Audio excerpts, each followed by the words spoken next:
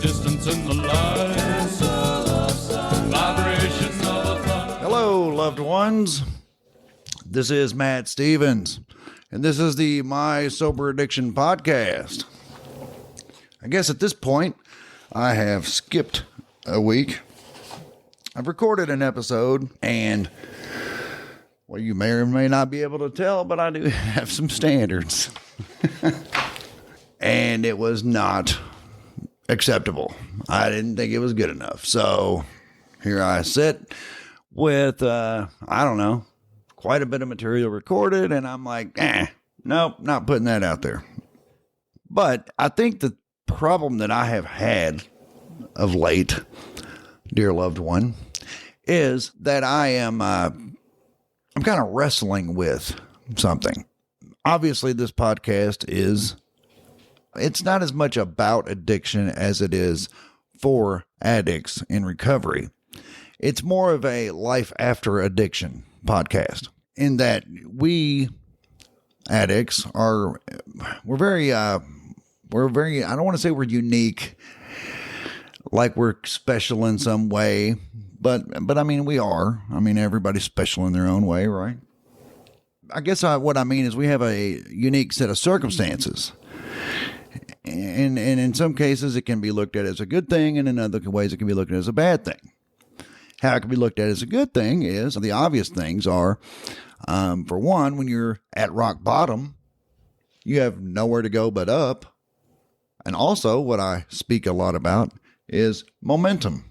Just by virtue of getting sober, we create a lot and by an immense amount of momentum in our lives just from shooting out of rock bottom at warp speed, or however you want to word it. So that does put us in a very unique position. And it's a position that, while it is a very good position, it's also something that you don't want to have to be in. But here we are. What I mean by that is, you don't want to have to go through the throes of addiction, the years of just everything that goes along with it. Destroying relationships, destroying credit, your legal record, you name it. Just everything that goes with it. However, since we have been through that, and here we are, we may as well take advantage of the fact that we do have an immense amount of momentum going in the positive direction for a change, right? And it's a position that a lot of people would be envious of, except for what we had to do to get here. So that momentum, firing up out of rock bottom at warp speed, means that we can ride the wave into a life of sobriety, of course, and prosperity in every way, not just financially. Of course, in this world that we do live in currently, finances are a big part of it. Just no way around that. But like I say, we're not here for financial gain. That's not the ultimate goal. What we are here for is to gain experiences. Obviously, we want to touch as many lives and help as many people as we can while we're on our way. But on an individual basis, I believe that our lives are about gaining experiences, because I do believe that we are immortal souls. And we are here for a very short amount of time. You can call it a learning experience if you want to. Maybe it's to learn something. But by gaining experiences, we are learning. So it's kind of all of the above, I guess. So anyway, I have found myself where I kind of get off on little tangents about creating reality and things like that. I'm a work in progress. I'm a student of this whole thing. If you looked at the books that I am currently, I guess, in the midst of, I just got an order of books. Like, for example, I just finished reading the Kabbalion, and that did take a while. I'm getting more into Itzhak Bentov and his way of looking at reality. If you want to order the book, Stalking the Wild Pendulum by Itzhak Bentov, and I'll just read you from the back of the book, and you can decide for yourself. In his exciting and original view of the universe, Itzhak Bentov has provided a new perspective on human consciousness and its limitless possibilities. Widely known and loved for his delightful humor and imagination, Bentov explains the familiar world of phenomena with perceptions that are as lucid as they are thrilling.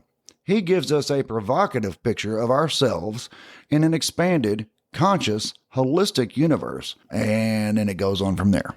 Stalking the Wild Pendulum, I have been very interested in Itzhak Bentov, but I have actually not read the book. I just got it, actually.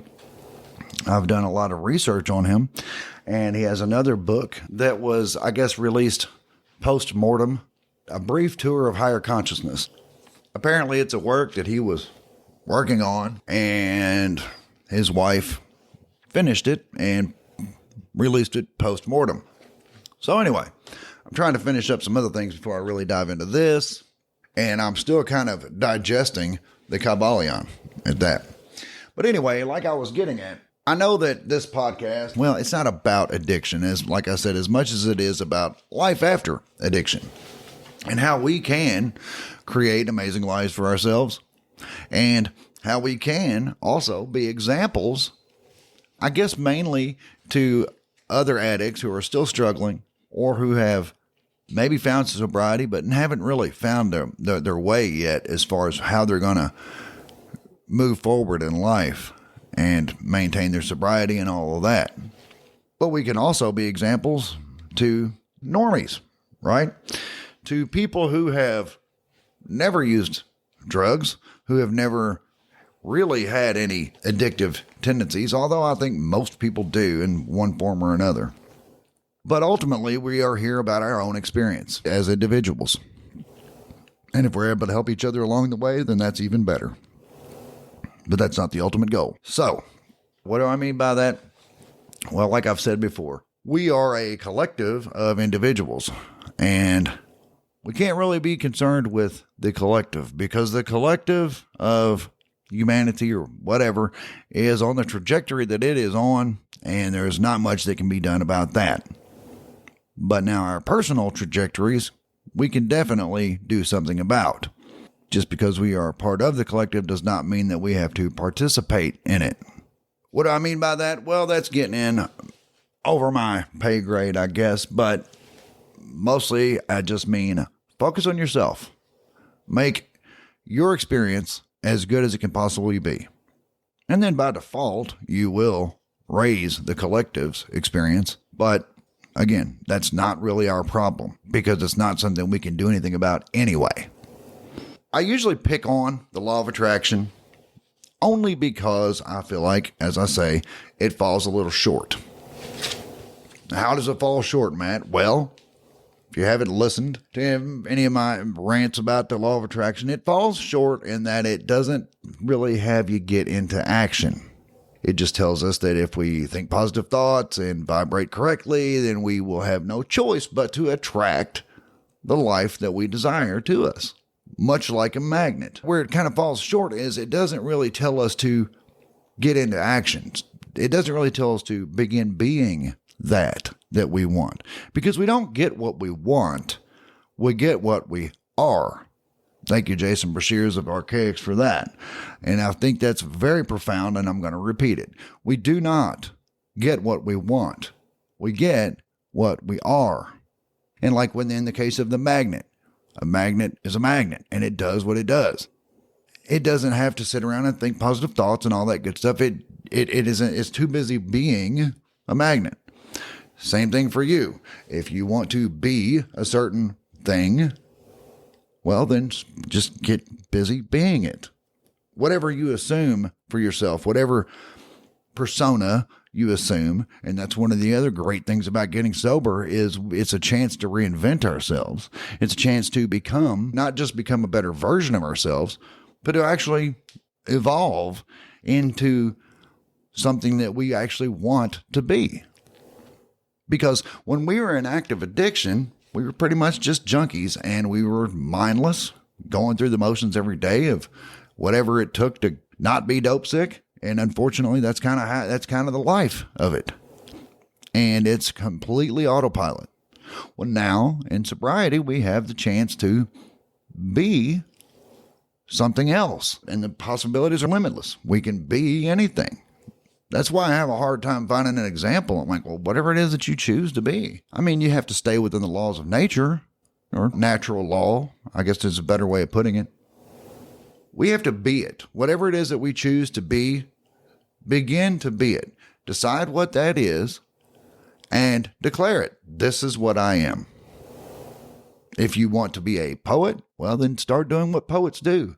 Start writing poetry. Hello. I mean, I know that sounds simplistic, but you'd be amazed how many people have a dream, but they never act on it. And the difference between people who do and do not is just that, is the people who do are doing it. And the people who want to do it aren't doing it. They just want to. And wanting is you admitting a state of lack. So anyway, that's my beef with the law of attraction. It doesn't have you get into action and start being the thing. That's why I like law of assumption. And I understand that some people think, well, it's just attraction, assumption, potato. It's just the difference between this and that. Well, language is powerful. Words are very powerful. And yes, it does matter what words we use. I believe that assuming the law of assumption, to me, goes a little bit further. It works for me. It doesn't mean it's the right thing. I don't know. I could have some revelation this week and change my mind entirely. But to me, the law of assumption, I was under the impression that it was brought about by the Rosicrucians.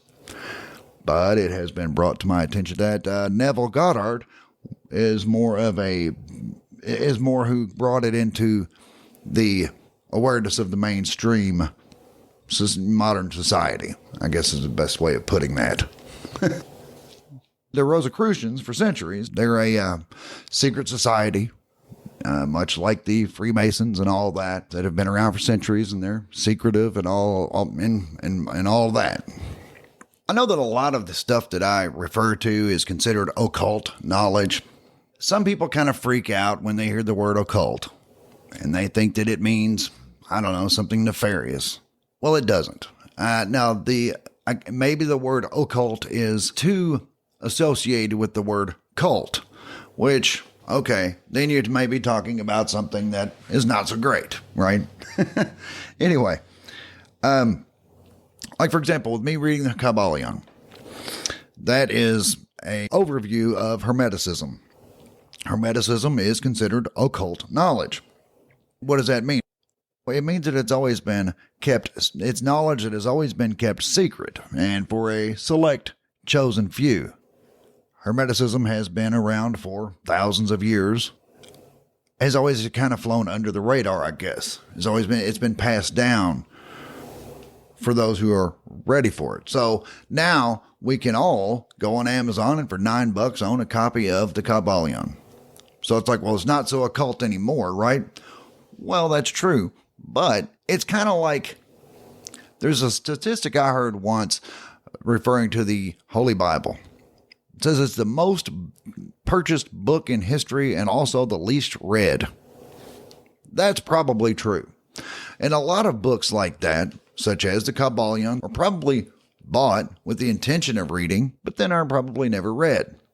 So whenever I mention occult knowledge, please don't freak out. That just means that it has been kept secret. It has been hidden from the public. But of course, the way things are these days, there's nothing kept from the public.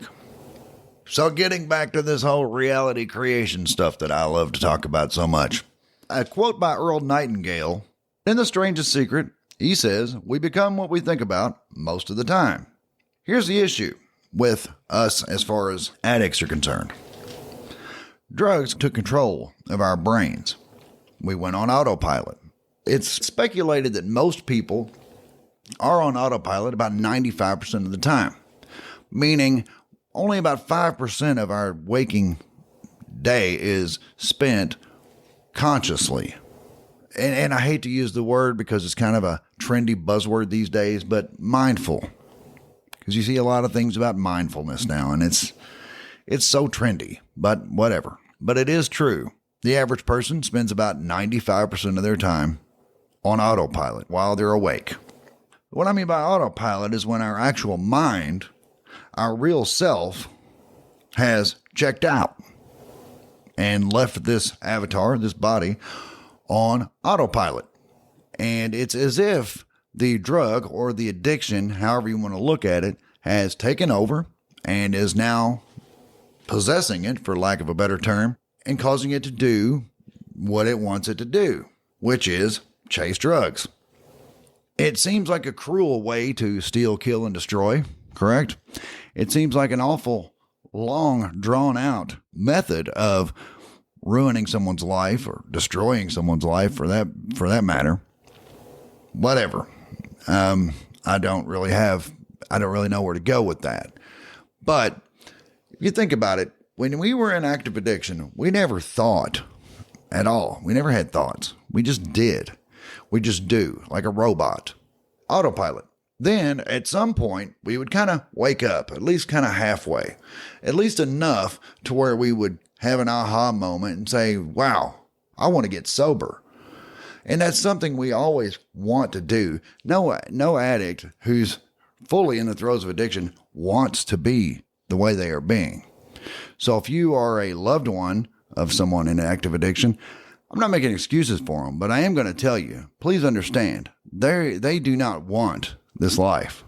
They do not want to be in the state that they're in. They would love to be able to be honest with you and tell you everything that you would love to hear. Because as much as you want to hear it, they want to tell it to you. If they're being honest, and most of the time they're not, then they would tell you, I do not want this. But it's madness. It's Groundhog Day every day. Wake up, dope sick, chase drugs, get better, do it again, and then again and again. But when we have that little moment when we're like, I really want to get sober, that creates a whole other issue. Because now we are wanting something. The word want is a very powerful word, because want implies that we lack. We can't hope for something. We can't want something to be. We must be it. When we say we want to get sober, it causes two issues. One, we're implying lack by wanting something. I want sobriety, so therefore I do not have sobriety. And if I do not have sobriety, then I have active addiction. And all they're doing when they want to be sober is they are stating a fact. I don't have sobriety. I want it, but I don't have it. But also an issue with that is they always attach conditions to it. It's like, I want to be sober, but I got to have this first, or I got to have that first. I've got to, whatever the case may be. But there's always some kind of conditions involved. There's always something, I would like to get sober, but, or I would like to get sober, that, this, that, whatever. There's always a reason or an excuse to not do it. So they've got two issues. One, they've already said, I want it, which is admitting that it doesn't exist in their life. Just like with everything else, we have to be it. If we want sobriety, we have to stop wanting it and say, I am sober. Now, you might be like, well, good luck, buddy, because guess what? You're not. I understand that. We have to transform from the inside out. That's why when we set a goal for ourselves, a lot of times we don't want to broadcast it to the world. Not only because you don't want people to poo-poo your party, but this is something that's very personal. It's something that every individual has to work through on their inside of their self. We can't hope, want, wish. We just must be it. And then we must take steps in that direction. Steps in that direction would be to check into a detox facility, or just go ahead and go on all the way in and go to rehab. As obvious as those answers may be, there's lots of ways to become sober. First thing we have to do is we have to get control of our mind and decide, I am sober and I am going to live a sober life. Big part of that is also breaking patterns. And if anybody is stuck in a rut, living in a pattern or living in some kind of repetitive, as I said, Groundhog Day, it is an addict in active addiction. It is someone who is doing the exact same thing all the time, getting the same result, because the goal each day is to wake up and not be dope sick. So we do have to retake control of our minds and be very, very deliberate. What I mean by deliberate is we have to make steps in spite of the fact that our bodies are in withdrawal or whatever the case may be. Because in a lot of cases, we do have to be in withdrawal before we can go to a detox center, for example. I guess it's not always the case, but in my experience, yes, you have to be in withdrawal when you get there, or at least that's what they ask you to do because of the meds they're going to give you. I'm not getting into that. That's not the point. Point is, we have to change things up. We have to break our patterns in order to make things happen. Because we're not going to show this construct, this reality that we live in, that we're serious until we actually make some moves in the direction. And at that point, it will have no choice but to create other realities for us. I'm not going to get woo-woo here, so don't worry. Just stay with me. But you've seen this work before. You know that if we declare something over our lives, we stop wishing and wanting for it, stop hoping, just start being whatever it is that we want to be. We just simply be it. And yes, it is that simple. And yes, it's also that complicated. I'm fully aware of this. But I've done it. I know of lots of other addicts who have also done it. And it can be done. Then we can be examples to others. From a distance, of course, we're not going to throw ourselves back in the fire. And besides, we are enhancing our own experience. And some people say, well, Matt, I am sober. So, well, good. So am I. So therefore, you know that this works. You know that this applies to everything in our lives. So if someone's like, well, yeah, Matt, stop sitting here telling me how to get sober. I've already done it. Great. Then use your own example. You've made a big change in your life, right? You've gone from being an active addiction to sober. And if you were arrested and put in jail and then court ordered to rehab, be like, yeah, well, that wasn't a choice I made. Well, yeah, somewhere along the way, you've made the choice. Somewhere along the way, you decided I am sober. And if that's not the case, well, then you may want to reassess because you may be not as secure in your sobriety as you think. Anyway, that's between you and yourself. When we look at our own example and we look at how far down that spiral we were and where we are now, it is amazing. Your own life story is amazing. It's inspirational. I know it wasn't compacted into an hour and a half or 2 hour long movie, so that way you didn't see this rapid transformation take place over the course of a couple of hours. It's something that took months or possibly even years. But this transformation that happened in your own life is an inspiration. So you don't have to look too far to find inspiration on how far you can go, right? If your baseline zero is just sober, that's all, just sober. And in your worst case, you were at minus 100. So for going from minus 100 to zero, where you're just sober, you've improved 100 points. So you know how, not how easy, but you know how it can be done. You know precisely how to do it. The main thing is to just become it. As I said, if you want to be a poet, then be a poet. It's no different than when you decided you want to be sober. It really isn't. It's just a difference in degree. Now, are you going to be a world famous poet and making millions of dollars? Who am I to say? It doesn't matter if you're making millions of dollars or not, because that's not the goal anyway. The goal is to have experiences. And if the experiences that you are creating for yourself require you to be a millionaire, then you'll be a millionaire. But that won't be the important part. The important part will be the experiences that you are creating in your life. The experiences, memories, relationships, all of those things are things that we will take with us when we leave this life, when we leave this construct, when we exit. Money, material wealth, anything like that is nothing that we'll take with us. I'm not poo-pooing material wealth, not at all, because I understand that in this 3D reality that we have found ourselves currently in, well, it's a material universe. Material wealth is absolutely necessary to have the experiences that we have decided we want to have. In fact, I'm going to revert back to the Kabbalion and the divine paradox, which is pretty profound. In the divine paradox, it says, "This is the paradox of the universe, resulting from the principle of polarity, which manifests when the all begins to create. Hearken to it, for it points the difference between half-wisdom and wisdom. While to the infinite all, the universe, its laws, its powers, its life, its phenomena, are as things witnessed in the state of meditation or dream. Yet to all that is finite, the universe must be treated as real, and life and action and thought must be based thereupon accordingly, although with an ever understanding of the higher truth. What that means is, we accept the fact that the universe is a thought. The universe is created inside the mind of the all, or God, or your higher power, whatever you want to refer to it as.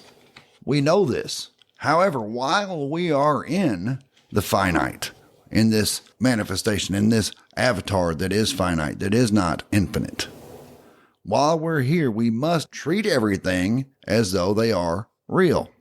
Maybe this part will explain that a little bit better. It says, but the absolute point of view shows merely one side of the picture. The other side is the relative one. Absolute truth has been defined as things as the mind of God knows them, while relative truth is things as the highest reason of man understands them. And so, while to the all, the universe must be unreal and illusionary, a mere dream or result of meditation. Nevertheless, to the finite minds forming a part of that universe and viewing it through mortal faculties, the universe is very real indeed and must be so considered. In recognizing the absolute view, we must not make the mistake of ignoring or denying the facts and phenomena of the universe as they present themselves to our mortal faculties. We are not the all, remember. Basically, it says we understand that in the mind of the all, of God, the universe, all of creation is just a mental creation, the product of a dream or a meditation or a thought in the all's mind. But in our finite minds that are part of this creation, that are inside this creation, this universe, we must treat it as though it's real, so we can know that on the outside, it's just an illusion. It's really not even there. It's just an illusion, a means of having an experience. But we are inside the illusion. We are here. So we must treat it as though it's real and respect natural law. This does give us a leg up. This does give us an advantage, because we understand the nature of reality. We understand that it is a mental creation. We also respect the fact that we are in it, and we must respect the laws that pertain to it. So what does this mean for us? Well, it just means that we understand that all of this is just a mental creation. Anything that can be imagined can be created. Anything that is imagined is created, because it is all an imagination anyway. But that doesn't mean go jump off a building, because none of this is real anyway, so gravity isn't real either. Oh, yes, it is. While you're inside of it, while you're inside of the creation, yes, it is. Everything is absolutely real. It must be treated as such and respected as such. So anyway, I couldn't finish up a podcast without getting woo-woo, at least for a few minutes. So anyway, loved ones, be your own example. You can draw inspiration from your own story. You came so far. You know how much you can do. You know how big of a leaps you can make. See, someone who's never been there and done it doesn't exactly know. They've heard about it. Maybe they think it's possible, maybe whatever. But no, not you. You don't have any excuse. You've been there and done that. You know how far you can go when you simply decide to do it. Stop wanting for it and do it. That's what you do. And you know how far you can go because you've done it. You know that it can be done. And it's just like any millionaire will tell you. That first million was the hardest one to make. After that, it got easier and easier and easier to do it. And it's just like that. Once you jump that first hurdle and you know you can do it, the rest of them just start clicking by. You know how easy it is to do it. So use your own example and make your life better. Do it for yourself. Don't do it to make someone else proud. Don't do it so you can make a bunch of money. Do it so you can have experiences so that when you do leave this life, you leave it with experiences. You leave it with relationships and memories. And most likely, if you've done it, all that, you will have left a legacy for others. Anyway, then, loved ones, that's what I've got for today. Yeah, I had a few other goes at this episode, and I'm just doing the whole thing with reality creation and then also trying to tie it in with addiction. And then I also think this isn't just about addiction. I mean, we can't just talk about addiction. We are people who have survived addiction, and we have an amazing story to tell. And we have to honor those that didn't make it, because there are plenty of those. I've got lots and lots of friends that aren't here. So in their honor, I'm going to do it. In their honor, I'm not going to do it for their honor, but I am going to do it, and I'm going to honor them while I'm doing it. I'm going to do it for myself. I'm going to do it for my own experiences. And while I'm doing it, I'm going to honor their memory. That's what I got, loved ones. So still on the YouTube, it's Matt Stevens, MSA. Please give me a subscribe there. And on Substack, it's just Matt Stevens. Give me a subscribe there, please. Rating and or reviews on wherever you get podcasts is very helpful. And that's what I got. I love you. I will be back directly. Distance in the light.